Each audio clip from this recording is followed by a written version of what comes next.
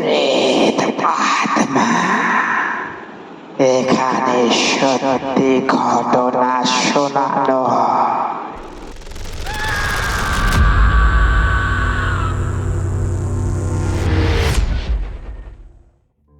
Hello বন্ধুরা, সবাই কেমন আছো? আশা করছি সবাই খুব ভালো আছো।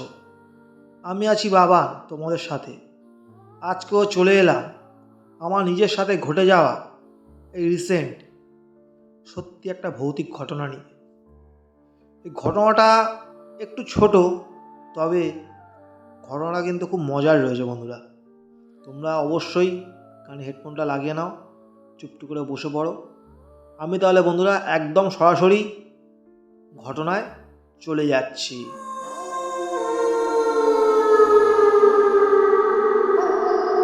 তো তোমরা তো অবশ্যই জানো যে এই সময় শীতকাল চলছে, যেহেতু এই সময়টা প্রত্যেকটা মাঠে খেলা হয়, রাত্রিটা হতে না হতে র্যাকেট খেলা হয়। তো এরকমই আমি আমার কাজকর্ম শেষ করে রাত্রির প্রায় 10টার পরে যাই মাঠে খেলতে। তো মাঠটা হচ্ছে এমনই জায়গায় বন্ধুরা, তোমাদের ফার্স্টে বলে দিচ্ছি, মাঠের সাইডের পোর্শনটা অ্যাকচুয়ালি ওটা মাঠ না, ওটা একটা জলা জমি। জল শুকিয়ে যাওয়ার পরে যে অবস্থায় চলে আসে সেটাকে আমরা সব ছোটো ছোটো ভাইরা মিলে আমরা পরিষ্কার করে কোট কেটে ওইখানেই আর কি আমরা খেলার মাঠ হিসাবে ব্যবহার করে থাকি। তো এরকমই মাঠের চারিপাশে আছে বন জঙ্গল, মানে বড় বড় গাছ, মানে বাজে একটা, কোনো কারেন্ট নেই। তো কারেন্টটা টানি আমরা আমাদের পাশের বাড়ি একজনের বাড়ি থেকে, ঠিক মাঠের গায়েতেই বাড়ি। তো ওনাকে প্রতি মাসে টাকা দিয়ে দিই, তো ওখান থেকে কারেন্টের টানি। আর ওই দিনকে আমি 10টার পরেই গিয়েছি মাঠে, সবাইকে বলেছি, সবাই বলছে হ্যাঁ ঠিক আছে আসবো 7:30 থেকে যাবো। তো আমি চিন্তা করলাম যে তাহলে একটু আগুনটা পোহাবো।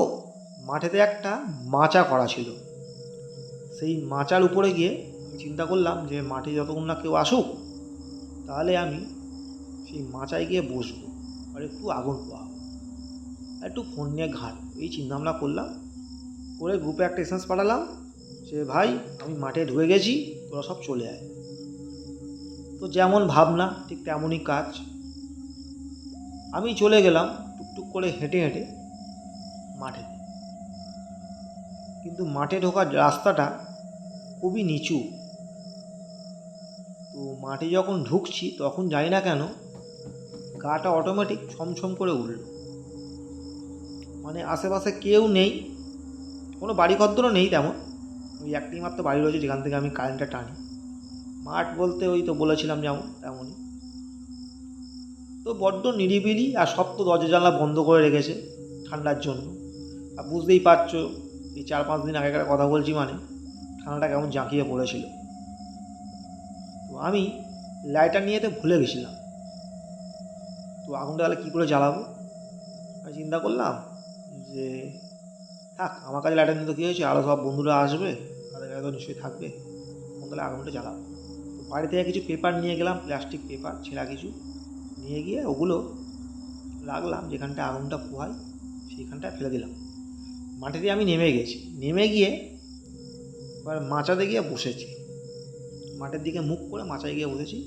আমার পিছন দিকে আছে ঘন জঙ্গল, জঙ্গল মানে বন জঙ্গল টাইপের গাছপালা আর কি, বাঁশ গাছ টাইপের হয়ে রয়েছে কিছু কিছু, সব বনবাদারি গাছ হয়ে রয়েছে। খুবই ঘুটঘুটে অন্ধকার, মানে কী বলবো বন্ধুরা, খুব বাজে লাগছে, গাটা খুব কাঁটা দিচ্ছে আমার ওই দিনকে, জানি না কেন। এরকম তো হয়নি এর আগে, তো এর আগে গিয়েছিলাম হয়নি, কিন্তু ওই দিনকে জানি না কেন গাটা কাঁটা দিচ্ছে। তো সেই সময় আমি ফোনের মধ্যে ঢুকে গেছি, ফোন নিয়ে ঘাঁটছি, শর্ট ভিডিও দেখছি। সেই সময় আমি স্পষ্ট শুনতে পেলাম যে আমাকে পিছন দিক থেকে এসে কি যেন ডাকলো,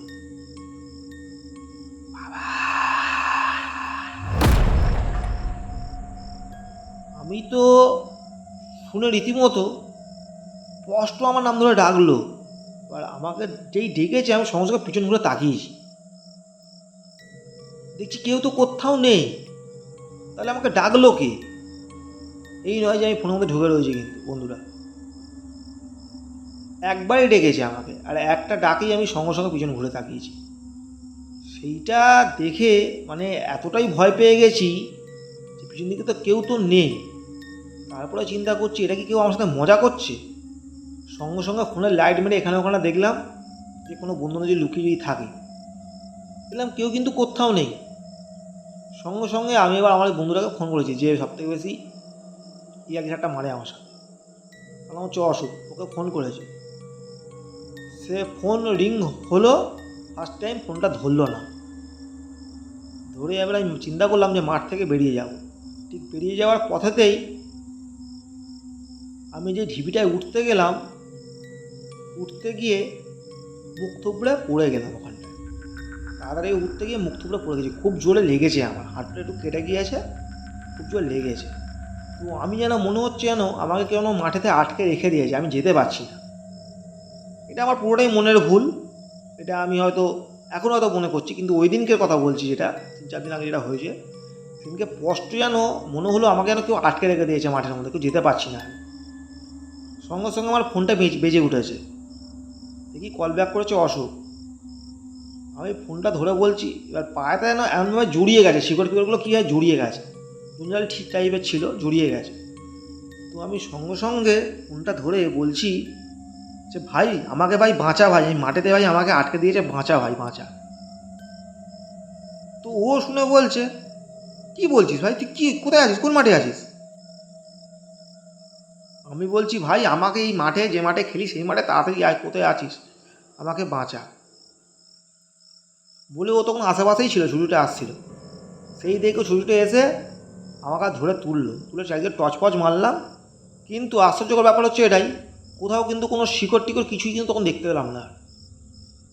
এতটাই অন্ধকার ছিল, তখন মনে মনে ভাবছিলাম যে শিকড় ফিকড় হয়তো পায়ে জড়িয়ে গেছে, কিন্তু যখন এসব টর্চ মারলো না, তখন কিন্তু কোনো শিকড় ফিকড় কিছুই দেখতে পেলাম না। হ্যাঁ এটা ঠিক কথা যে কিছু গাছপালা হয়েছিল, তবে শিকড় নয়।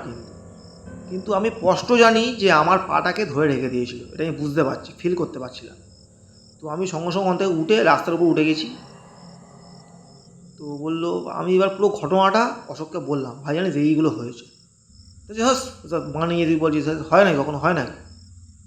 বলে সেই সময়টা চলো দেখি কী হয়েছে, দেখি কেউ তাহলে বদমাইশি করে, চলো দেখি মাঠে তাহলে অন্য কেউ লুকিয়ে রয়েছে, চলো দেখি।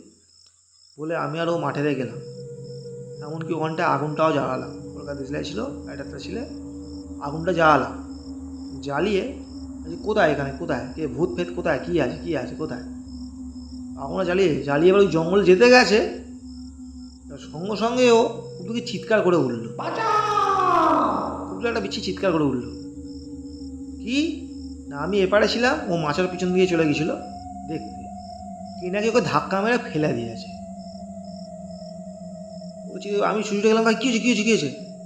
বলছে ভাই আমাকে ধাক্কা মেরেছে ভাই, তুই এখনই চল, এখানে আমি আর আসবো না, তাতেই চল, যা হবে কালকে সকালে দেখা যাবে। বলে ওই অবস্থায় আগুনের মতো জ্বলছে ওরকম, ওই অবস্থায় সঙ্গে সঙ্গে দুই বন্ধু ছুটে ছুটে মাঠ থেকে বেরিয়ে গেছে। বেরিয়ে গিয়ে আমাদের যে মোড়ের মাথা যেটা আছে লাইট পোস্ট, সেইখানে এবার দাঁড়িয়েছি, মাঠে এখন আর ঢুকবো না। আর গ্রুপের সবাইকে ঘটনাটা বললাম, তার মধ্যে 2-3 জন প্রাণী এলো। সে বলছে কী হয়েছে বলতো, কী হয়েছে? দেখ ভাই মাঠে যাস না, মাঠে এই জিনিসগুলো হয়েছে, আমার সাথেও হয়েছে, ওর সাথেও হয়েছে। পুরো ব্যাপারটা বললাম, বলার পরে রিসেন্টকার ঘটনা, 4-5 দিন আগেকার ঘটনা। তো তারপরে ওরা বন্ধুরা বলছে, দোস এসব একই পাড়ার মধ্যে হয় কখনো, চল আমিও যাবো বলে বন্ধুরা আমরা আর যাইনি, আমরা দূরে দাঁড়িয়েছিলাম টর্চ নিয়ে ফোনে। তো ওরা সবাই মিলে গেল, গিয়ে আগুনটা নেভালো, চারিদিকে টর্চ ফর্চ মারলো, কিন্তু কিছু দেখতে পায়নি বন্ধুরা। তো জানি না এটা কী ছিল, কি হয়েছে আমার সাথে। এটাও তো শুনলে হয়তো মনে হবে যে পুরোটাই হয়তো একটা মানে একদম অন্য রকমের ব্যাপার, মানে বাস্তবের সাথে সত্যি কোনো মিল নেই। কিন্তু বন্ধুরা এখনকার দিনে আমি বলবো, একটা গ্রামের সাইডে হয়েছে, জায়গার নাম হচ্ছে ক্যানিং, ঠিক আছে? তো এটাই বলবো যে সত্যি জায়গাটা সত্যি খুব খারাপ। তো জায়গার বিষয়ে অনেক রকম কাজের রেকর্ডও রয়েছে, কারণ জায়গাটা যাদের ছিল সেই বাড়ির লোকটা নাকি গলায় দিয়ে মারা গিয়েছিলো, ঠিক আছে? তো মারা যাওয়ার পরে হয়তো অনেক দিন আগে মারা গিয়েছিলো, আজকেকারের নয়। তো তো সেই জায়গাটা যাদেরকে বেঁচেছিল তারাও কিছু করতে পারেনি, তারা ভেবেছিল ঘরবাড়ি করবে, তো জানি না কোনো রকম কারণত ঘরবাড়ি করতে পারেনি। তো জায়গাটা ওরকম ডোবা টাইপেরই হয়ে রয়েছে, কিন্তু সেইভাবে জায়গাতে কেউ কিছু করতে পারেনি। আশেপাশে মানুষজনও সেইভাবে নেই, ওই একটাই মাত্র বাড়ি, একটু দূরে দূরে বাড়ি রয়েছে। তো যাই হোক, এটাই ছিল ঘটনা বন্ধুরা। তোমাদের কেমন লাগলো তোমরা কিন্তু অবশ্যই কিন্তু কমেন্ট করে জানিয়ে দেবে।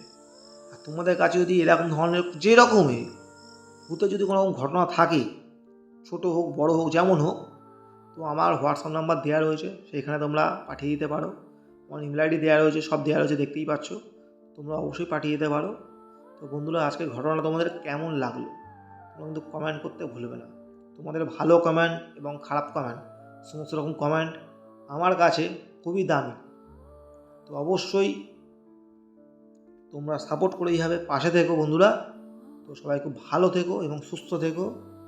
তো যারা যারা নতুন শুনছো তারা কিন্তু অবশ্যই সাবস্ক্রাইবটা করে দেবে, লাইক শেয়ার করতে ভুলবে না।